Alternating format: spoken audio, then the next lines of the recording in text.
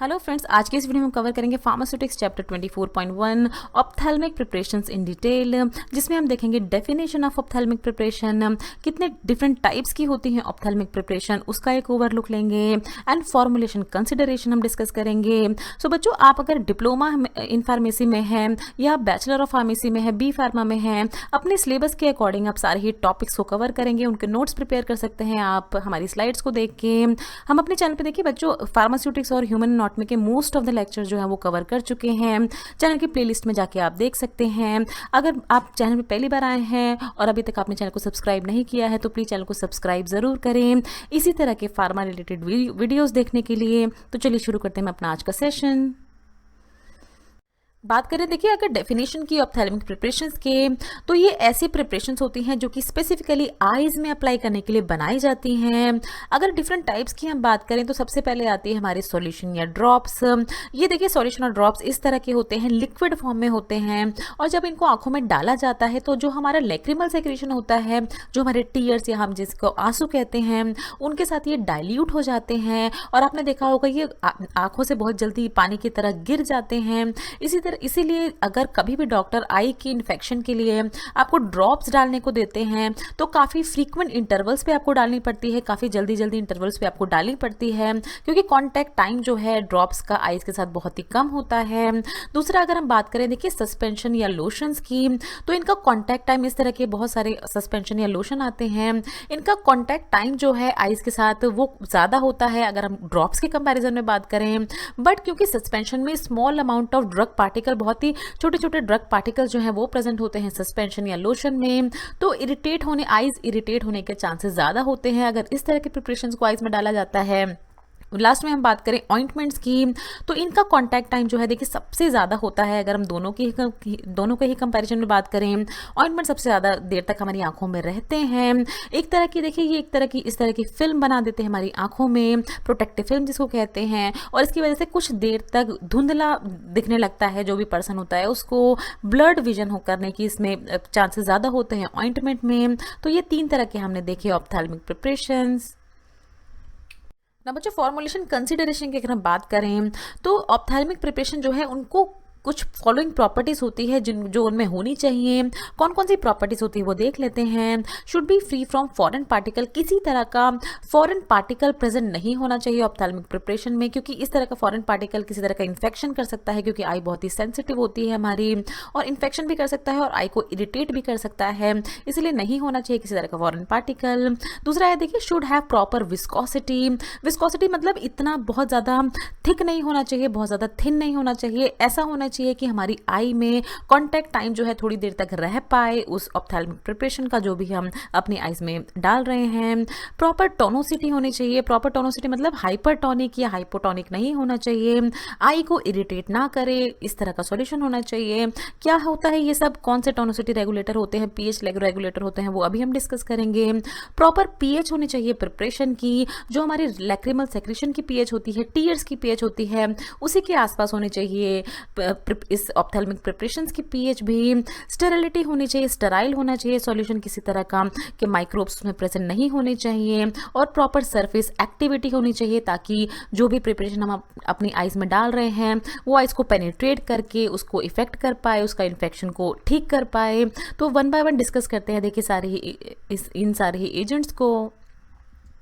तो देखिए formulation consideration में 1 बाय 1 हम डिस्कस करेंगे। अभी हमने देखा था फॉरेन पार्टिकल से फ्री होनी चाहिए हमारी ophthalmic preparation. Particles, fibre and filament, किसी भी तरह की कोई भी चीज़ नहीं होनी चाहिए ऑप्थेल्मिक प्रिपरेशन में, क्योंकि वो हमारी आई को इरिटेट भी कर सकती है और डैमेज भी कर सकती है आइज को। तो देखिए कौन से 2 तरह की फिल्टर्स होते हैं जिनके थ्रू इस तरह की ऑप्थेल्मिक प्रिपरेशन को क्लैरिफाई किया जाता है, क्लीन किया जाता है। सबसे पहले आप देख रहे हैं यहाँ पर इस तरह के मेम्ब्रेन फिल्टर्स होते हैं जिनके थ्रू जो ऑप्थेल्मिक प्रिपरेशन बेसिकली जो ड्रॉप्स होती हैं, सॉल्यूशन होते हैं, उनको पास किया जाता है, उनको क्लियर किया जाता है। और दूसरे आते हैं हमारे सिंटर्ड ग्लास फिल्टर। तो ये दोनों ही तरह के फिल्टर्स होते हैं जिनके थ्रू क्लैरिफिकेशन किया जाता है ऑप्थेल्मिक प्रिपरेशंस का। ना देखिए, सेकंड हम बात करेंगे विस्कोसिटी रेगुलेटर की। तो जो भी हम अपनी प्रिपरेशन, आई प्रिपरेशन अपनी आंखों में डाल रहे हैं, वो थोड़े समय तक हमारी आंखों में रह पाए और अपना इफेक्ट दिखा पाए, इसके लिए उसमें कुछ थिकनिंग एजेंट्स को डाला जाता है। थिकनिंग एजेंट क्या होते हैं? इनको विस्कोसिटी एनहांसर भी कहा जाता है। कौन कौन से होते हैं? एग्जाम्पल हम अगर देखें तो polyvinyl alcohol, polyethylene glycol, methyl cellulose, carboxy methyl cellulose, ये बहुत ही कॉमनली यूज किए जाने वाले थिकनिंग एजेंट्स हैं। इनके आप नोट्स बना सकते हैं। देखिए कौन कौन से विस्कोसिटी रेगुलेटर यूज किए जाते हैं ऑप्थेल्मिक प्रिपरेशन में। थोड़ा सा विस्कस बना दिया जाता है प्रिपरेशन को, ताकि थोड़े लंबे समय तक हमारी आंखों के साथ रह पाए, और जिस भी चीज को ठीक करने के लिए उसको दिया गया है आंखों में डालने के लिए, वो कंडीशन जो है वो ठीक कर पाए। इस तरह के ऑप्थेल्मिक प्रिपरेशंस। बात करेंगे बच्चों टोनोसिटी की। तो हमारी जो ऑप्थेल्मिक प्रिपरेशन है वो आइसोटोनिक होनी चाहिए। हमारी लैक्रिमल सेक्रेशन, जो हमारे आंसू होते हैं, उनके साथ आइसोटोनिक होनी चाहिए। क्या यूज़ किया जाता है आइसोटोनिक बनाने के लिए? तो 0.5 to 2% NaCl को यूज़ किया जाता है टोनोसिटी रेगुलेटर की तरह। देखिए जिन बच्चों को नहीं पता है हाइपोड या हाइपरटोनिक में सॉल्यूशन में डिफरेंस, उनको थोड़ा सा हम बता देते हैं। हाइपरटोनिक मतलब क्या है कि ये जो सॉल्यूशन हमारा बाहर ये प्रेजेंट है, आप सॉल्यूशन देख रहे हैं, इसमें नमक की मात्रा ज़्यादा है। अब क्या होता है, जहां नमक होता है ज्यादा, वहां पानी अपने आप ही ज्यादा आने लगता है। तो ये हमारे सेल्स, ये हमारी सेल्स हैं, आप देख रहे हैं जो, तो हमारी सेल्स का पानी ये जो है ये सॉल्यूशन लेने लगता है, और हमारी सेल्स जो है वो श्रिंक होने का खतरा रहता है अगर वो हाइपोटोनिक सॉल्यूशन में है। दूसरी तरफ हम अगर हाइपोटोनिक की बात करें तो इसमें क्या है, हाइपो मतलब कम। अब यहाँ ये जो सॉल्यूशन है इसमें नमक कम है, तो जहाँ नमक कम है वहाँ पानी भी कम होने लगता है, और ये जो पानी है सॉल्यूशन का, अब ये हमारी सेल्स के अंदर जाने लगता है, और हमारी सेल जो है ये देखिए बर्स्ट होने के कगार पे आ जाती हैं, स्वेल हो जाती हैं, और बर्स्ट होने का खतरा रहता है। इसीलिए हाइपो या हाइपरटोनिक दोनों ही सॉल्यूशन जो है अच्छे नहीं होते हैं। अगर कोई भी प्रिपरेशन हम बात करते हैं, हम अपने शरीर के अंदर डाल रहे हैं उनके लिए, तो इसमें इसीलिए इसमें आइसोटोनिक सॉल्यूशन जो है वो बेस्ट होते हैं, जहां बैलेंस मेंटेन रहता है सॉल्यूट और वाटर में, सेल्स और हमारा जो सॉल्यूशन होता है उसके बीच में। बात करेंगे बच्चों पीएच की। तो देखिए हमारी जो टीयर्स होती है उनकी पीएच अराउंड 7.4 होती है। या पीएच चार्ट देख रहे हैं, पीएच का स्केल देख रहे हैं, इसमें 7 जो है वो न्यूट्रल पीएच होती है, 7 के ऊपर होती हैं सारी ही एसिडिक, और 7 के नीचे आती हैं बेसिक। तो आप कह सकते हैं हमारी टीयर्स की जो पीएच है, हमारे आंसुओं की जो पीएच है वो स्लाइटली बेसिक की तरफ है। तो इसीलिए हमारी आई प्रिपरेशन जो है वो भी इसी तरह, हमारी आई जो है वो इसी तरह के प्रिपरेशन को टॉलरेट कर पाती हैं जिनकी पीएच जो है वो अराउंड 7.4 होती है। अगर ऐसा नहीं होता है तो आई में काफ़ी इरिटेशन होने लगती है, रेडनेस होने लगती है आईज में, अगर पीएच को बैलेंस ना किया जाए तो।